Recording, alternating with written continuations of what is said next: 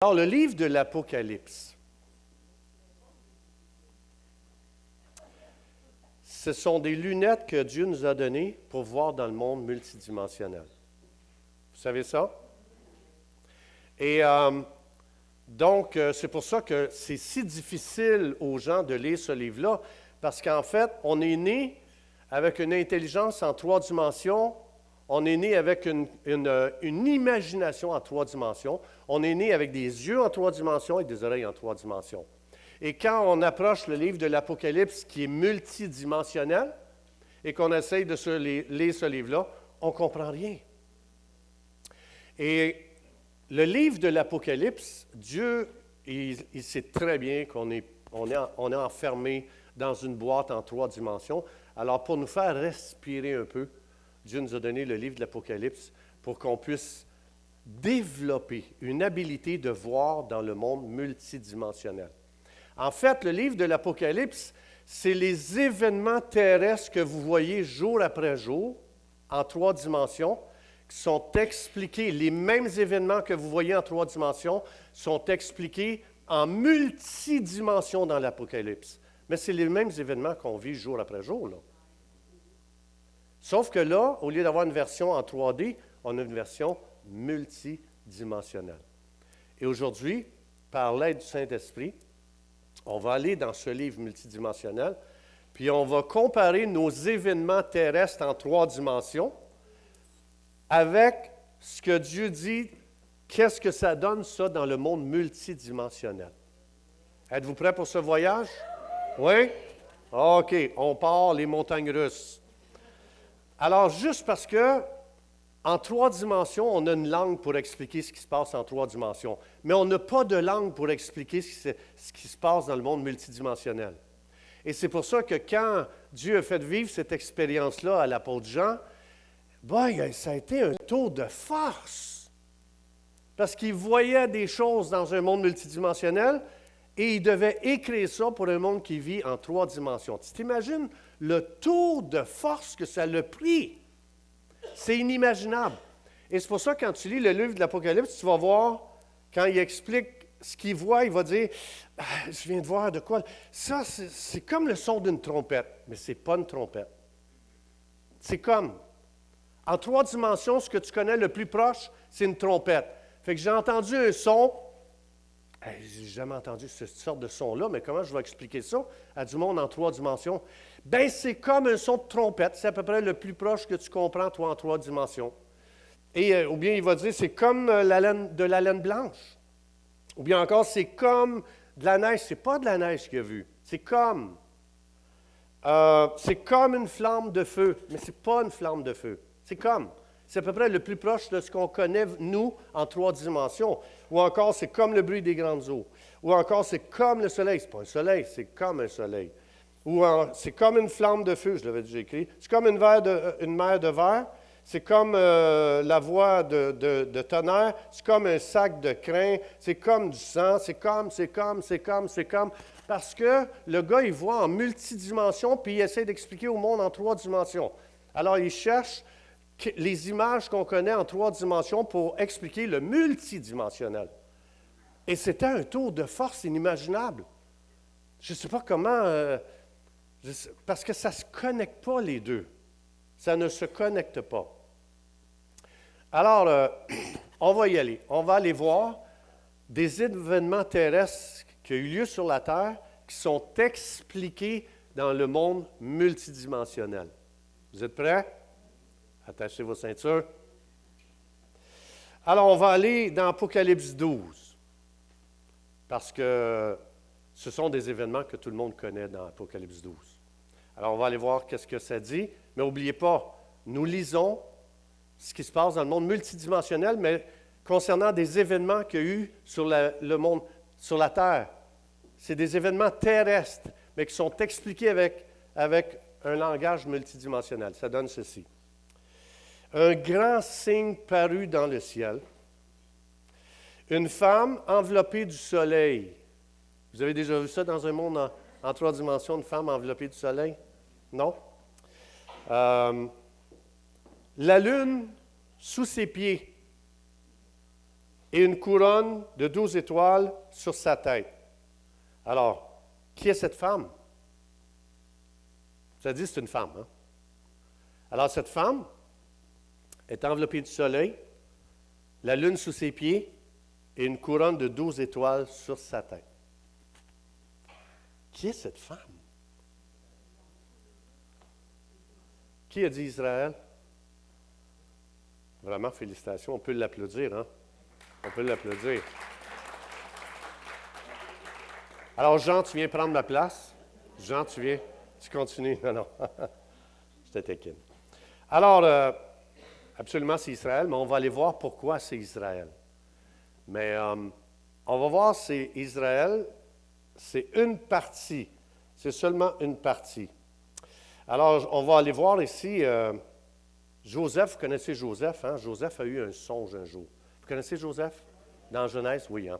Alors, Joseph, il a eu un rêve et il le raconta à ses frères. Un rêve, j'ai juste une question. Un rêve, y est-tu en 3 dimensions ou multidimensionnel? Multidimensionnel. OK. Alors, vous allez voir que ici, c'est ce qu'il a vu, en fait, Joseph, c'est ce qui se passe dans le monde multidimensionnel. Hein? Chaque rêve, c'est pour ça que moi, je trouve ça fascinant d'interpréter les rêves.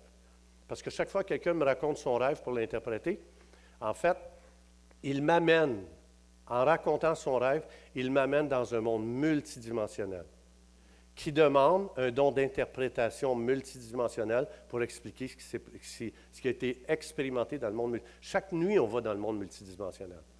C'est pour ça que la nuit, dans ton rêve, tu marches dans le fond d'une piscine puis tu respires et tu ne meurs pas. Multidimensionnel. C'est des images, des symboles. Alors ici aussi, c'est des symboles. Regardez bien. Alors Joseph raconte son rêve à ses frères. Il dit, j'ai eu un songe. Et voici le soleil. Le soleil, on a lu ça sur la femme. Le soleil, la lune et les 11 étoiles se prosternaient devant moi. Ça, c'est Joseph qui explique ça à sa famille. Alors, il le raconta à son père et à ses frères. Son père, c'était quoi son nom, le nom du père de... C'est Jacob. Qu'est-ce que Dieu a fait avec le nom de Jacob? En quoi? Israël. Donc, le nom d'Israël vient d'où? En fait, ici, tu vois, Jacob, la lune représente son épouse, et les 11 étoiles, c'est parce qu'ici, il dit 11, parce que Joseph, qui est le 12e, la 12e étoile. En fait, c'est les 12 patriarches qui ont mis au monde Israël. Et c'est pour ça que tu retrouves la même image dans Apocalypse 12. Alors, ça veut dire que ici, puis là, c'est pour ça que Jacob, il a réprimandé Joseph, il dit, hey, wow, que veut dire ce rêve? Il dit, faut-il que moi, le soleil, et que la lune, ta mère, et que les 11 étoiles, tes frères, on vienne pour se mettre à genoux devant toi? Alors, ici, qu'est-ce qu'on est en train d'assister? Il y a un grand signe qui a paru dans le ciel, qui est la représentation d'Israël. Et ici, il va développer, il va aller un petit peu plus loin, il va dire, elle était enceinte, cette femme-là. C'est qui ça? Mais là, attendez, là, il va expliquer quelque chose. Et elle criait, elle était en travail, dans les douleurs de l'enfantement. Elle a enfanté qui? Ah! Oui, absolument, on va continuer.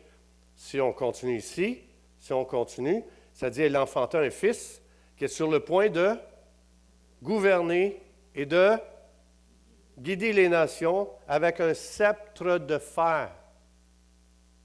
Et si on regarde ici, si je m'en vais, c'est qui ce personnage-là? Je m'en vais un petit peu plus loin dans l'Apocalypse, il dit c'est qui? De la bouche de Jésus sortait une épée aiguë pour frapper les nations. Il pètera avec une verge de fer. Alors la femme ici, ça commence par expliquer que c'est Israël. D'Israël, il y a une Israélite, Marie, qui a enfanté Jésus. Ça veut dire que dans le monde en 3 dimensions, on a vu une adolescente qui était enceinte du Saint-Esprit. Ça, c'est ce qu'on voyait dans le monde à 3 dimensions. Mais dans le monde multidimensionnel, comment ils ont vu ça? Une femme entourée du soleil et des 12 étoiles qui représentent qui? Et la lune à ses pieds? La nation d'Israël. Une Israélite qui a mis au monde le sauveur de l'humanité. Alors, voyez-vous que ce n'est pas le même langage, voyez-vous que ce n'est pas les mêmes images, mais c'est le même événement. C'est le même événement. Ça veut dire que en 3 dimensions, on a vu cette femme mettre au monde un enfant qu'on appelle comment encore? Jésus. On a vu un enfant dans le monde en 3 dimensions très ordinaire, comme les autres. Mais dans le monde multidimensionnel, cet enfant était quoi? Il pètera avec une verge de fer. On va aller voir c'est quoi ça. Je reviens ici. Si vous cherchez ça dans le dictionnaire, vous allez voir c'est quoi un sceptre. C'est le bâton du pouvoir. On a vu en 3 dimensions un bébé ordinaire. Dans le monde multidimensionnel, on voyait, en fait, un sceptre, c'était pour un roi. C'est-à-dire que dans le monde multidimensionnel, c'est un roi avec le bâton du pouvoir, avec le bâton de commandement, avec un symbole d'autorité, avec un symbole de conquête, un insigne royal, mis en parallèle avec le trône comme un emblème de la royauté. Voici ce que ça donne à peu près, là. Je pense que j'ai... Je ne sais pas si c'est lui ou lui. Oui. Alors, vous voyez ici... Bon, c'est à peu près ça. Le roi avait un sceptre comme ça. Ça veut dire qu'en 3 dimensions, ça avait l'air juste d'un enfant, ordinaire. Mais dans le monde multidimensionnel, un roi conquérant, très puissant, qui va gouverner toutes les nations du monde. C'est ça en multidimensionnel. C'est comme ça. C'est comme ça que ça fonctionne. Alors, donc ce qui est très intéressant, c'est que Dieu nous a donné ça, en fait, pour commencer à être capable de voir en multidimensionnel. Parce qu'on est toujours pris, on interprète tous les événements jour après jour en 3 dimensions. Et le croyant a reçu une capacité surnaturelle. On a reçu des yeux spirituels, hein, que celui qui a des oreilles pour entendre ce que l'Esprit dit à l'Église, qu'il entende. Autrement dit, on a reçu, vous et moi, des oreilles spirituelles. On peut entendre ce qui se dit dans l'Esprit. On peut voir ce qui se passe dans le monde spirituel. Il nous a donné une intelligence multidimensionnelle. Il nous a donné une imagination, quand on est né de nouveau. Dans l'homme nouveau, il existe une imagination multidimensionnelle qui dépasse tout ce que le monde en 3 dimensions a connu jusqu'à maintenant. Ça, c'est chaque enfant de Dieu. Ensuite de ça, on va continuer ici. Je vais continuer. Il y a un autre signe qui paraît dans le ciel. Et voici, c'était un grand dragon rouge. C'est qui ça? Ça l'a facile. C'est qui? Le diable, hein? Satan, le diable. Alors ici, donc, ça, c'est facile à comprendre. Mais dans le monde multidimensionnel, il est vu comme un dragon rouge. Ayant 7 têtes et 10 cornes, bon là, on va éviter, c'est des symboles, je n'atteindrai pas mon but. Et sur ces 7 têtes, 7 diadèmes, et sa queue au dragon a entraîné le tiers des étoiles du ciel. C'est qui le tiers des étoiles? Les anges déchus. Ça veut dire sur l'ensemble des anges que Dieu a créés, il y en a un tiers que le dragon, et l'image qui est donnée, c'est qu'il l'a entraîné avec sa queue. Il les a entraînés avec lui. Alors, la chute des anges qui ont suivi Satan est représentée par des étoiles qui ont été emportées par la queue du dragon. Alors, donc, ici, ça dit, il les a jetés sur la terre, évidemment. Autrement dit, maintenant, le texte va l'expliquer. Le dragon se tint devant la femme qui allait enfanter afin de dévorer son enfant lorsqu'elle aurait enfanté. La femme, c'est qui encore? La femme, c'est Israël, mais de la nation d'Israël, il y a eu une Israélite qui a mis au monde un enfant qu'on appelle Jésus, qui est le roi conquérant. Hein, vous l'avez vu, là. Mais ici, l'idée, c'est qu'il explique, le dragon s'est tenu devant la femme qui allait enfanter afin de... Il voulait faire quoi, le dragon? Il voulait dévorer qui? Quel enfant? Ah! En 3 dimensions, on a vu Hérode, que quand il a appris que le roi était né dans ce monde, il a fait tuer tous les enfants de 2 ans et moins pour s'assurer que lui qui est né, qu'on dit le Messie, le roi, qu'il soit tué. Donc, il a fait tuer tous les enfants de 2 ans et moins pour s'assurer. Alors, nous, dans le monde en 3 dimensions, on voyait un Hérode cruel. Dans le monde multidimensionnel, comment ils voyaient ça, les autres? Le dragon qui veut... Il veut quoi? Dévorer. Dans le monde en 3 dimensions, ça le dit qu'est-ce qu'il voulait faire le dragon avec l'enfant Jésus. Dans le monde en 3 dimensions, on voyait des pharisiens, des religieux, des gens qui n'avaient aucune relation avec Dieu, mais qui vivaient avec des principes, des concepts religieux. Et ces gens-là, tous les jours, ça dit qu'ils cherchaient à piéger Jésus afin de le juger et de le tuer. Ça, c'est ce qu'on voyait en 3 dimensions. Comment ils ont vu ça, eux autres, dans le monde multidimensionnel? Comment je vous ai donné la réponse avant, là? Oui. Dans le monde multidimensionnel, c'était un dragon rouge qui voulait dévorer l'enfant. Dans le monde en 3 dimensions, on a vu un jour quand Jésus a dit aux apôtres, embarquez dans le bateau, on traverse le lac, et qu'est-ce qui est arrivé cette nuit-là sur le lac?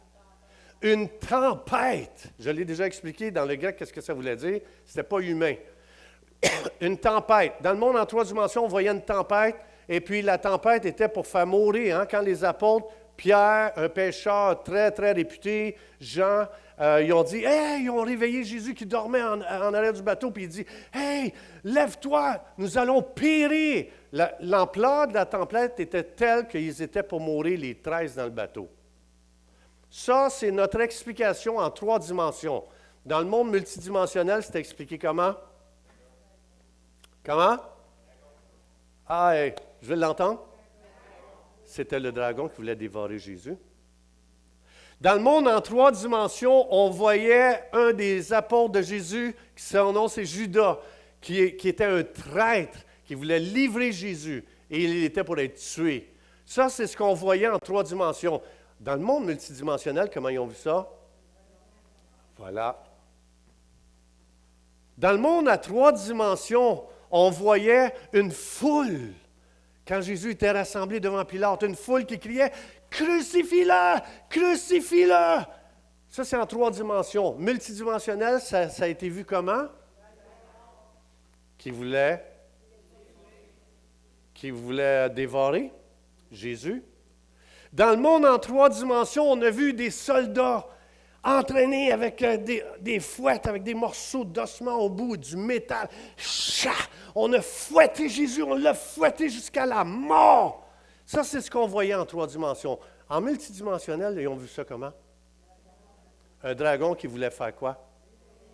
Dévorer l'enfant.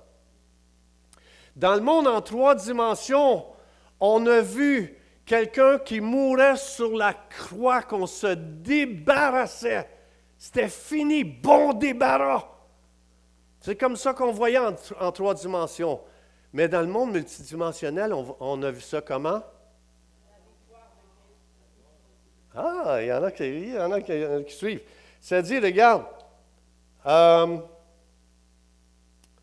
elle enfantait un fils qui était sur le point de gouverner, et regarde qu'est-ce que ça dit ici. L'enfant, il a été enlevé, comment? Vers Dieu. Où ça? Vers son trône. l'ascension de Jésus. Pendant que sur la terre, on pensait que c'était fini, il se passait dans le monde multidimensionnel une ascension. Jésus qui montait au ciel, sa résurrection, et qui allait se réasseoir sur son trône royal. Comprenez-vous à quel point on est trompé quand on marche juste en 3 dimensions? Comprenez-vous qu'on n'est pas capable d'interpréter rien en 3 dimensions? Mais pourtant, toutes nos versions, on les donne en 3 dimensions. Alors, on va continuer. Vous êtes d'accord? Donc ici, on voit que l'Apocalypse, ça nous donne des lunettes pour voir dans le monde multidimensionnel, qui est complètement différent de ce qu'on nous raconte. Alors, on va continuer ici. Je vais aller ici, regardez bien, on va aller ici, là, je veux juste pour... Quand le dragon vit qu'il avait été précipité sur la terre, parce que ici, parce qu'il a été précipité, on va le voir, je vais revenir ici tantôt, là, c'est pas grave, là, ici, je veux juste voir, parce que je veux parler encore de la femme. Il va expliquer ici. Quand le dragon vit qu'il avait été précipité sur la terre, qu'est-ce qu'il a fait? Il a poursuivi qui?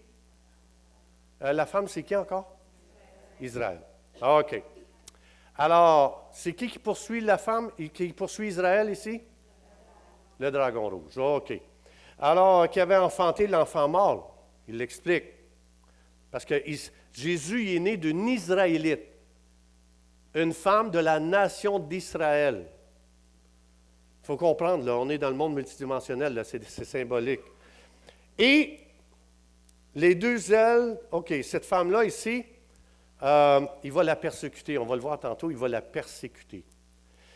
Quand Israël a-t-il été en 3 dimensions?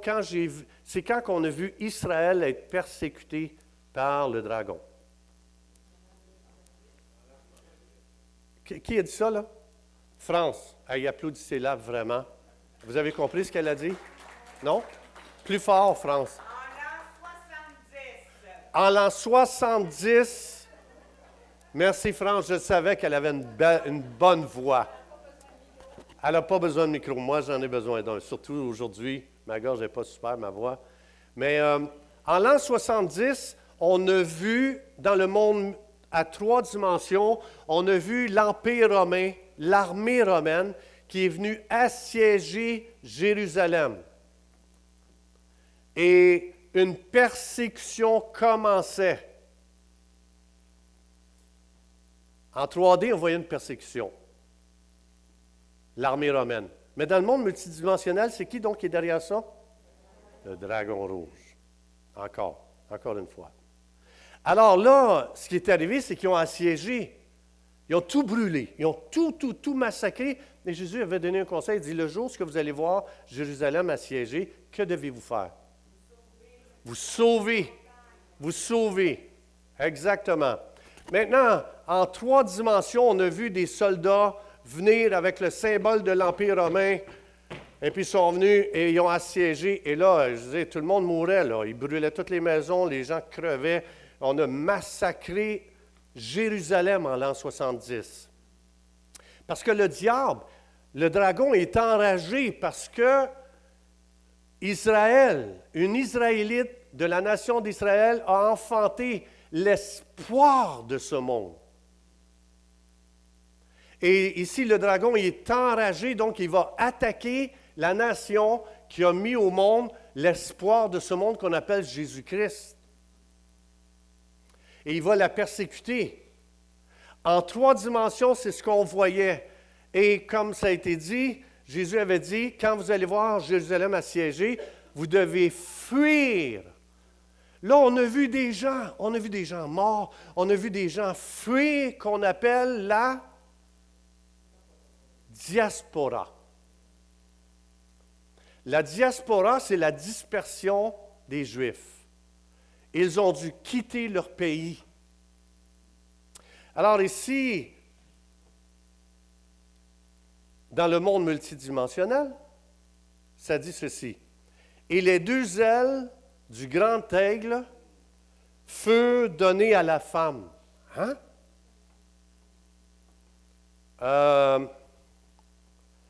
Savez-vous ceci?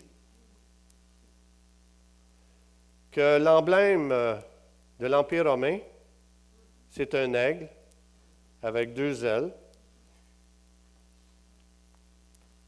Ça, c'est l'emblème de Rome, de l'Empire de Rome. L'armée romaine, lorsqu'elle est venue assiéger Jérusalem, sont venus avec ces drapeaux-là, comme ça, ils se sont présentés et ils ont assiégé Jérusalem.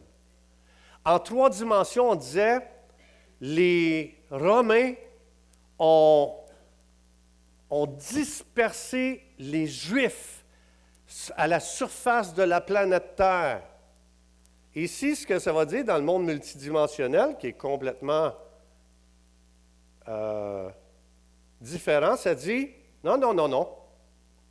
Rome a pourvu à des ailes pour tous ceux qui devaient fuir pour aller se réfugier dans d'autres nations, dans d'autres pays, un peu partout à travers le monde.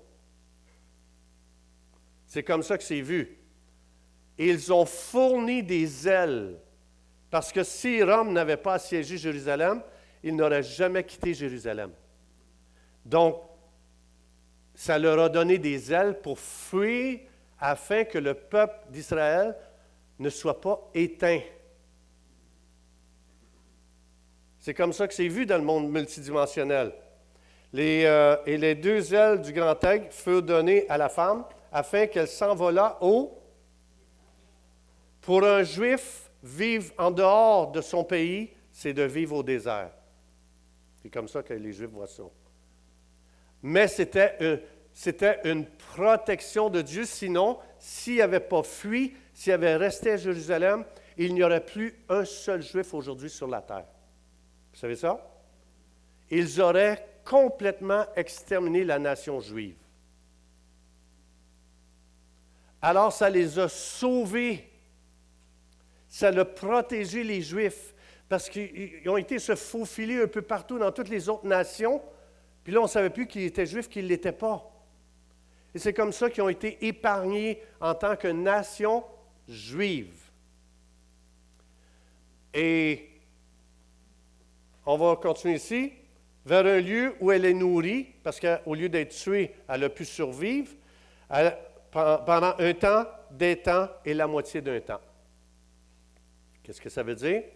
Nous, on voit depuis 2000 ans que les Juifs sont dispersés à travers le monde. La Bible dit que ça, dans le monde multidimensionnel, c'est vu comme un temps, des temps et la moitié d'un temps. C'est-à-dire, c'est symbolique, c'est la période où est-ce que tous les non-Juifs peuvent venir à Jésus et ça fait 2000 ans que la porte est ouverte. Ça va tout ensemble, cela, là, ici, là. Je sais qu'on a interprété ça de mille et une façons, mais dans le contexte, c'est ce que ça dit ici. Ça n'a rien à voir avec les 3 ans et demi de persécution qu'on nous a dit.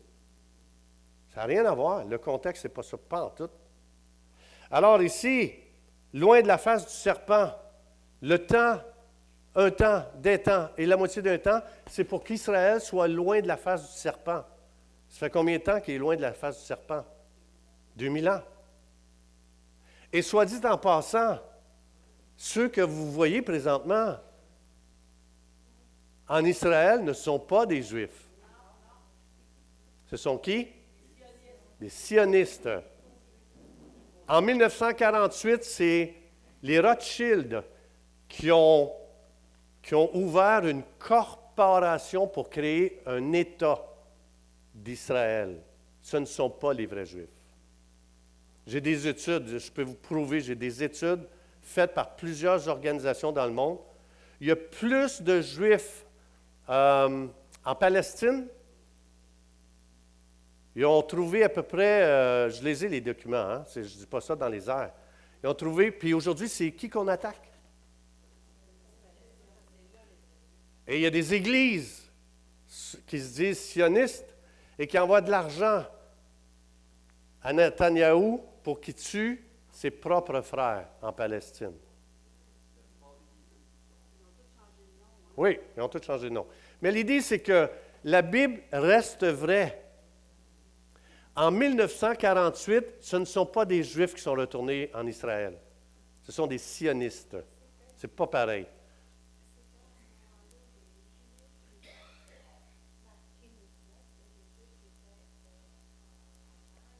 Oui. Oui. Juste parce que c'est enregistré, je ne peux pas trop utiliser des questions, mais après, ça va me faire plaisir. C'est juste à cause de l'enregistrement.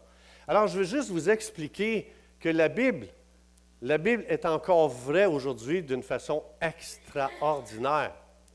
Donc, ici, ce qu'on est en train de voir, on est en train d'assister, on est en train de rentrer dans un monde multidimensionnel. Comme je vous ai dit, l'État d'Israël a été créé par les Rothschild, des oligarques, les gens les plus riches de cette planète.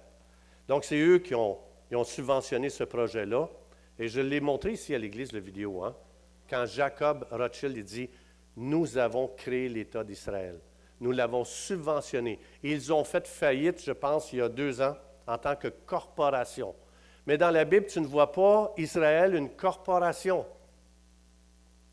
Ça a été créé par l'homme en 1948. Ce n'est pas un mouvement de Dieu. Les vrais Juifs, ce n'est pas ceux que vous voyez en Israël. Les vrais Juifs se lèvent présentement contre ce qui se passe. Ils ne sont pas d'accord. Alors, juste pour expliquer ici, je voulais, on l'a vu, je l'ai-tu écrit ici? Je ne sais pas si je l'ai écrit. Non, je ne l'ai pas écrit. Mais vous savez que Jésus, quand Jésus dit, ils ne reviendront pas ici, dans leur pays, jusqu'à ce qu'ils disent quoi? Donc, dans Matthieu 24, on l'avait lu. Jusqu'à ce qu'ils se repentent et qu'ils reconnaissent que Jésus est Dieu. Allez-y à Jérusalem aujourd'hui, témoignez de Jésus. J'ai vu des croyants, des vidéos, que quand ils annoncent Jésus, est-ce qu'ils disent « Bienvenue Jésus » ? Ils font quoi? Ils se font persécuter. Ils se font persécuter. Alors, ça veut dire que, donc c'est pas, quand Jésus dit, ils vont revenir ici le jour où ils vont dire « Béni soit celui qui vient au nom du Seigneur ». Donc, on regarde une tromperie mondiale. Pas la Bible. La Bible, tu ne te fais pas tromper par la Bible. Alors, donc ici, et de sa bouche, le serpent lança de l'eau comme un fleuve derrière la femme. Ici, quand il a persécuté, quand il a assiégé Jérusalem, regardez comment c'est vu dans le monde multidimensionnel. C'est vu comme la bouche du serpent, il lance de l'eau comme un fleuve derrière la femme, afin de l'entraîner par le fleuve, et la terre secourut la femme, et la terre ouvrit sa bouche, il a englouti le fleuve que le dragon avait lancé de sa bouche. Ici, il est tout en train d'expliquer, quand nous, on a vu tout ça, le siège de Jérusalem, la persécution, qui sont obligés de fuir, c'était vu comme ça dans le monde multidimensionnel. Satan, il a relâché un fleuve de sa bouche, et il voulait emporter, il voulait noyer la nation au complet. Il voulait la détruire au complet. Et ça dit ici qu'il y a eu une intervention dans le monde multidimensionnel. La terre a ouvert sa bouche, elle a avalé le fleuve que le dragon avait relâché, et la femme a pu être safe à l'extérieur de Jérusalem. Alors, il est tellement enragé parce qu'il a essayé d'avaler, de détruire Israël. Et le dragon fut irrité contre la femme. Contre qui? C'est qui la femme? Israël. Il s'en alla faire la guerre au reste de sa postérité. Qui est le reste de sa postérité? Le 1236. Ben oui, c'est sa postérité. Parce que si vous croyez en Jésus, si nous croyons en Jésus aujourd'hui, c'est à cause que cette femme a mis le Fils au monde. Et il n'a pas réussi à détruire les Juifs. Alors, il s'en prend à qui aujourd'hui? À nous. À sa postérité. Donc, il va persécuter les croyants. Parce qu'il est enragé. Elle a mis au monde le Messie, le sauveur de l'humanité. C'est pour ça qu'il est enragé. Alors, ça dit ici, et il est allé faire la guerre aux saints, au reste de sa postérité, à ceux qui gardent les commandements de Dieu et ceux qui témoignent de Jésus. C'est-tu vous, ça? OK. Dans le monde en 3 dimensions, on a vu au Parlement, le crucifix a été enlevé du Parlement, Puis on a enlevé ça, puis on a lancé un message, en fait, au monde québécois, qu'on n'en veut pas de croyants ici au Québec. Qui a déjà vu cette vidéo-là? Hein? On a décroché le crucifix. En 3 dimensions, on a vu un crucifix être décroché. Dans le monde multidimensionnel, c'est vu comme quoi? C'est le dragon qui a créé cet événement-là.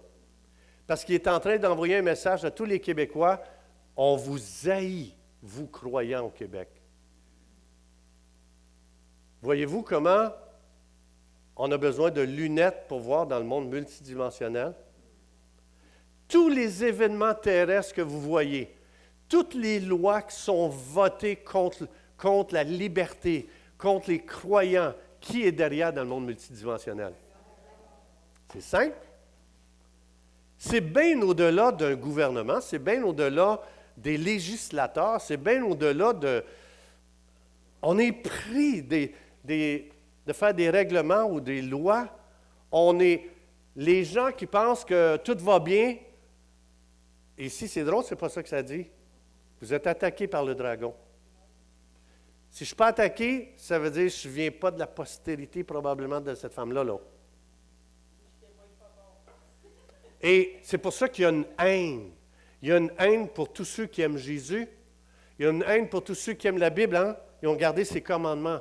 Aujourd'hui, Satan déteste voir qu'on ouvre la Bible et on est assoiffé de Jésus et assoiffé de la Bible. Et qu'on aime après ça dire, moi, je vais partager ma foi à plein de gens cette semaine, à mon travail. Satan haït ceux qui témoignent de Jésus. Le dragon se lève contre ces gens-là. Mais ici, regardez bien, je suis obligé d'aller avant. Ici, le dragon se tint devant la femme. L'enfantant, la femme s'enfuit dans le désert. Et, oui, celle-là est bonne. Quand Jésus est mort sur la croix, la planète Terre a dit « bon débarras, bon débarras, bon débarras ». Le calme est revenu sur la terre. Parce que quand Jésus passait à quelque part, il y avait un bouleversement là, terrestre. Là. Personne ne pouvait rester indifférent. Et c'était un chamboulage. Là. Le monde était tourné sens dessus dessous. Là. Mais là, Jésus est mort. Enfin, le calme est revenu sur la planète Terre. Dans le monde à 3 dimensions, on voyait que le calme était revenu sur Terre. Dans le monde multidimensionnel, quand Jésus a eu, ça dit, il est monté vers son trône, je vous l'ai lu tantôt, il y eut guerre dans le ciel.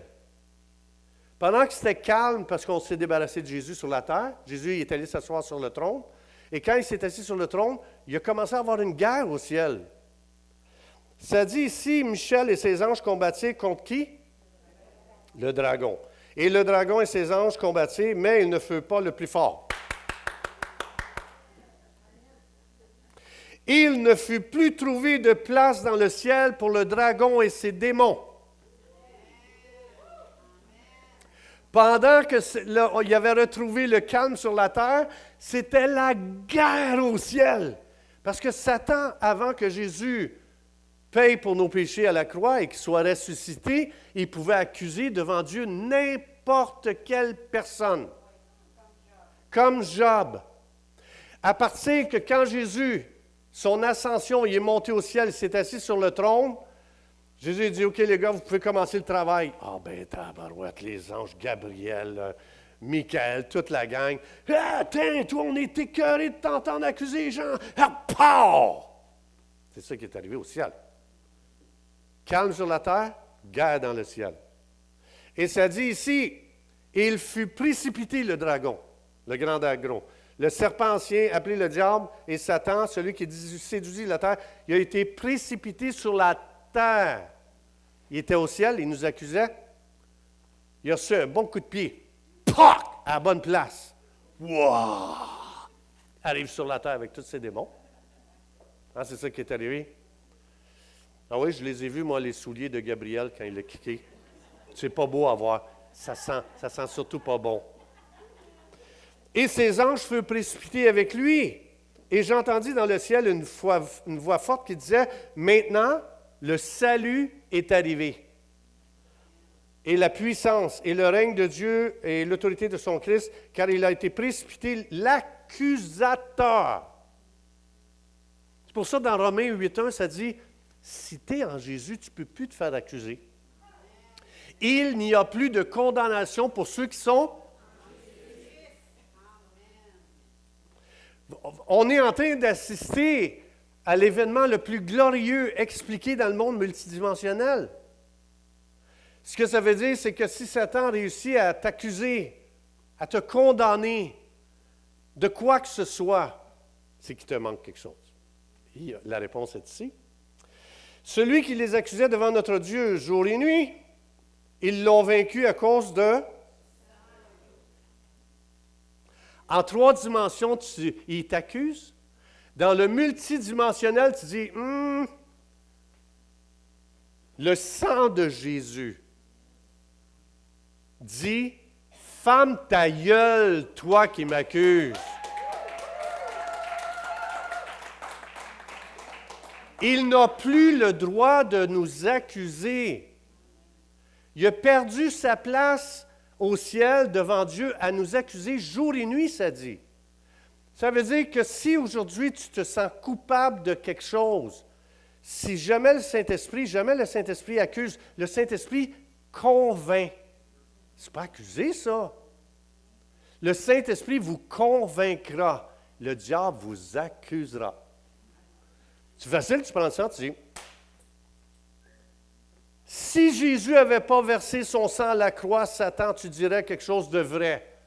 Mais parce que le sang a payé pour mes péchés, bien, je suis désolé, tu es en train de mentir parce que ça a été payé à la croix. Et c'est comme ça qu'on ferme la gueule au diable.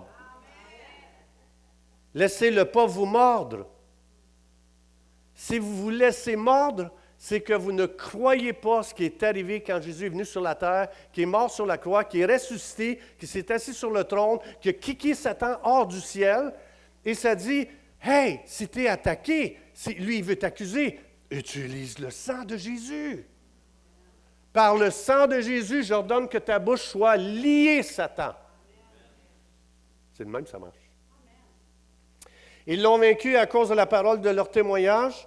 Ils n'ont pas aimé, jusqu'à craindre la mort. C'est pourquoi, malheur à vous à la terre, parce qu'il est venu, quand il a été kické du ciel, il a été jeté sur la terre. C'est pour ça qu'il accuse les gens aujourd'hui.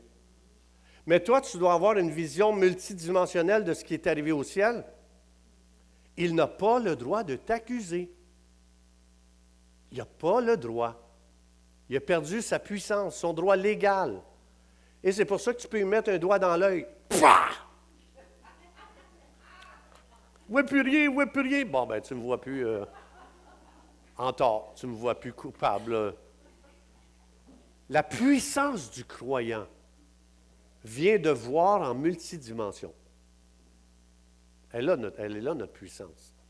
Alors ici, c'est pour ça que le diable est descendu vers vous, animé d'une grande colère, sachant qu'il y a peu de temps, quand le dragon vit ça, qui avait été précipité sur la terre, c'est là qu'il est allé après ça en l'an 70. Attaquer Jérusalem. Alors, juste là, aujourd'hui, on a cheminé. En fait, c'était tous des événements terrestres qui sont arrivés, puis aujourd'hui, on a vu la version multidimensionnelle. C'est pour ça que Dieu nous a donné le livre de l'Apocalypse. Puis là, il y a des gens qui disent, il y a plein d'interprétations. Hey, je suis rendu au chapitre 12 de l'Apocalypse. Là. Je ne suis pas au début, là. Quand les gens disent enlever, blablabla. Je suis au chapitre 12, là. Le chapitre 12, c'est un événement qui a eu lieu il y a 2000 ans. Les gens regardent vers l'avenir. Le diable dit, l'Antéchrist, il est là, il s'en vient. Puis il utilise ces versets-là pour nous expliquer quelque chose de futur. C'est passé. Apocalypse veut dire enlever le voile, apocalypto. Ici, on voit le voile enlevé sur tous les événements qui ont suivi Jésus, Jérusalem et encore nous aujourd'hui. Ce n'est pas une question d'événements futurs, c'est une question de voile enlevé pour avoir une autre interprétation des événements terrestres. Puis là, en plus, c'est il y a 2000 ans. Ce n'est pas des événements futurs, cela, là. Alors, c'est ça le livre de l'Apocalypse. Chaque fois qu'on lit l'Apocalypse, invitez le Saint-Esprit, donne-moi des lunettes pour voir en multidimension et de comprendre que ces événements-là, ils se passent sur la terre, soit passé, présent, peut-être futur aussi. Mais c'est une interprétation du monde multidimensionnel. Puis nous autres, on a juste lu l'Apocalypse pour savoir qu'est-ce qui va arriver, l'Antéchrist. L'Antéchrist n'est pas dans l'Apocalypse. La bête est là, mais pas l'Antéchrist. L'Antéchrist est dans la première épître de Jean, 4 fois seulement dans la Bible, et ça dit c'est quiconque nie que Jésus est Dieu. C'est tout. C'est ça l'Antéchrist. Ce n'est pas un dirigeant politique qui va prendre le contrôle du monde. Ce n'est pas vrai, ça. Ça, c'est de la doctrine de YouTube. Oui, ce n'est pas une doctrine de la Bible. Ça n'existe pas. Ça n'existe pas. Saint-Esprit, on veut te remercier. Merci aujourd'hui d'avoir étiré notre capacité à voir en multidimension. Et on veut te bénir, Saint-Esprit. C'est toi qui as inspiré ce livre. C'est toi aussi qui l'explique. On ne peut pas expliquer ce livre. On ne peut pas interpréter ce livre par nous-mêmes. On veut te bénir. Merci encore pour l'œuvre extraordinaire que Jésus a accomplie quand il est venu dans ce monde. Et si jamais quelqu'un ici n'a jamais invité le Saint-Esprit à lui révéler Jésus, ne faites pas une prière mécanique. Ça ne marche pas.